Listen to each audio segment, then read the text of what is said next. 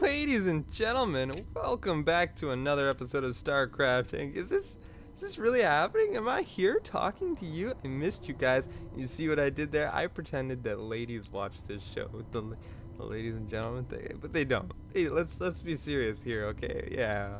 My girlfriend punishes me for even looking at the screen when StarCraft is there, but it's okay, because I stuff her in the closet, and, you know, as long as the microphone doesn't pick up the banging sound. Oh, Jesus Christ, let me turn. I just uninstalled, I know, God forbid, and then reinstalled the game, so all my volume settings are not what they used to be. Sound effects gotta go down. Master volume gotta go down. There we go. I think that's good, and away we go! So, yeah, as long as the banging sound from the closet door doesn't interfere with the cast, we're all good, right? And I think the sound quality from my microphone is finally good.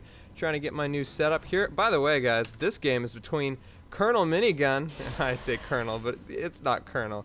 It is Complexity Cruncher, Complexity. I always associate Cruncher with that clan. I don't know why. Complexity Minigun.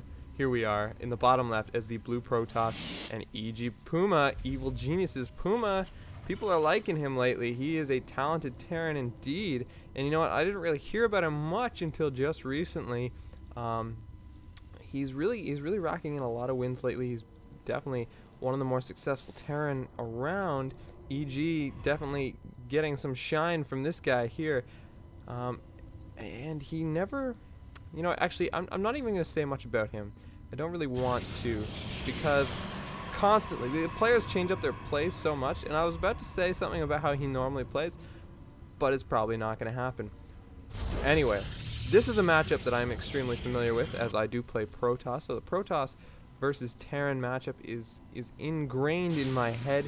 It is one I've had a lot of trouble with for a long time, but I practiced and practiced and practiced, and I really started to understand this. Look at the barracks being, well, it was rallied to that probe.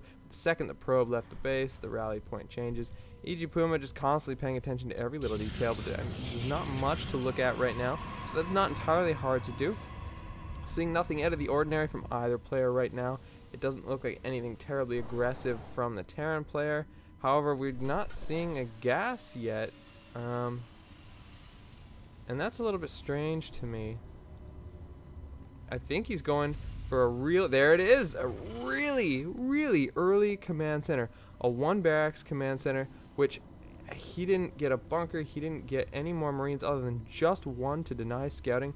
So this is a very ballsy play, and right in his face, Colonel Complexity, I'm going to call him Colonel. I'm going to, Captain, you know what, we're just going to go Captain. Captain is building an expansion here. I'm not going to call him Captain.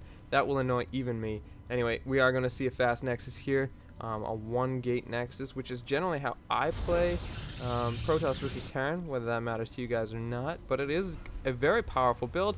It does allow you... Wow, there's a lot of traffic outside. Can you hear that? I think a bus just drove into my neighbor's house. I'm not entirely sure. I would have to get off my chair and check, but I'm not gonna let the sun touch my face. Anyway, the stalker's coming down. This is the other thing. You can get a stalker out really early, opposed to like a 15 Nexus, which is only really viable against Zerg. And even then, you're getting pretty freaking greedy doing stuff like that. Anyway, the stalker, the grass on these towers, you gotta check, man. You gotta go into that grass and gotta make sure that there's nothing hiding, because your attack path will not do that on its own. This stalker is going to meet an unfortunate wall of Marines that he can't do much against.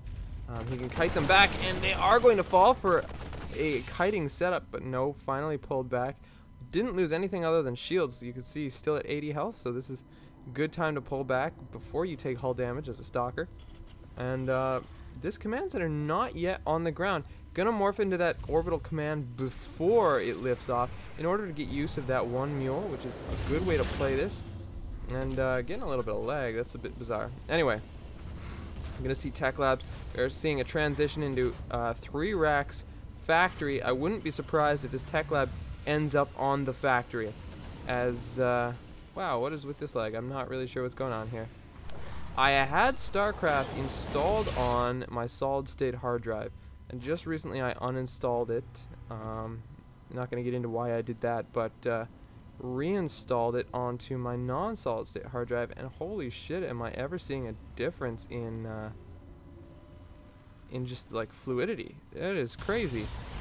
Anyway, holy ballsack, Batman. I might actually have to make some adjustments here, because this is getting a little bad. Anyway, we're still getting 30 frames per second apparently, but that's not what it looks like on my screen.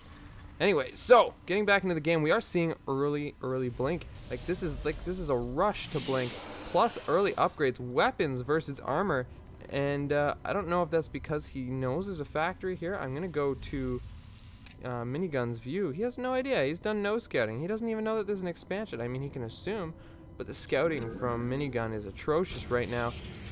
Did nothing in the way of scouting. Like if you're not going to get a Robo Bay as Protoss, you've got to get that hallucinate ability. You got to be scouting with Phoenix. Got to be scouting with probes. A scan went down here. It did see the Robo Bay. It did see all these gateways, but it doesn't know the extent of what's happening. It doesn't know this Twilight is here. It doesn't know this Forge is here, cranking out upgrades. And we're not going to see the same upgrades for the Terran player. We're still at 0-0. Going to see that stim upgrade and a reactor. Where's that reactor going down? It's going down on one tech. We're seeing one tech lab, one reactor. So finally, add-ons being put down. Ooh, a starport. I'm not sure how. I didn't notice that. He's breaking down the supply depot. Not really a big thing, you know. People don't like to sit still with their armies, and you never really should. If you've got an army doing nothing, scout with it, you know, spread it out, patrol with it. I don't care. I don't like seeing idle armies like this. I mean, as Protoss, you kind of have to, because I mean, you need to force field this. You need to have your sentries at the door for force field if shit goes wrong. And there's a factory crossing the map. That is going to be a scout. But at the same time, that tells your opponent so much about what you're doing. If you sacrifice a factory, they know that heavy air is coming their way. Because, yeah, I don't like this play. It was popular before. I would say it's a good idea on close distance maps, but I mean, why do this? I mean, I don't know. I'm not gonna get into it. Look at the drop. Look at the drop. The stalkers are out of position. See those idle. Oh, the observer's gonna see it, but way too late. The drop comes down. Oh my God. Complexity's units are way out of position. Pulling that line. These Marines and Marauders might be able to get this Nexus. The army is way out of position. It finally gets in here. Gonna snipe down some units. One stalker blinks back. Oh, he loses a sentry. Guardian shield constantly being used. Sniping the sentry first, which is very aggressive. And Blink gets under those medevacs. Yes! Taking out all that drop. All Minigun really lost was some mining time and 2 sentry. And Puma over here, he lost. Ooh, a warp in. I didn't see this going down. And there's something else over here. Another pylon going to be scouted by the medevacs, but warp-ins are